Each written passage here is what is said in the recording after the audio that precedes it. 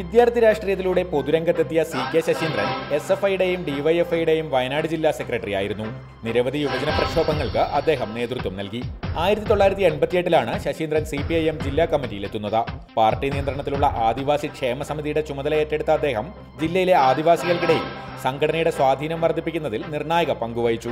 ഭൂരഹിതരായ ആദിവാസികളെ AKSന് പിന്നിൽ അണിനിരത്തി നിരവധി ഭൂസമരങ്ങൾക്ക് നേതൃത്വം നൽകി. 2007-ൽ പനമരത്ത് നടന്ന ജില്ലാ സമ്മേളനത്തിലാണ് CK ശശീന്ദ്രൻ ആദ്യമായി പാർട്ടി ജില്ലാ സെക്രട്ടറിയായി തെരഞ്ഞെടുക്കപ്പെട്ടത്. ജില്ലാ സെക്രട്ടറി ആയതിനു ശേഷവും ആദിവാസികളുടെ ഭൂമി പ്രശ്നം ഉന്നയിച്ച നിരവധി സമരങ്ങൾക്ക് അദ്ദേഹം നേതൃത്വം നൽകി.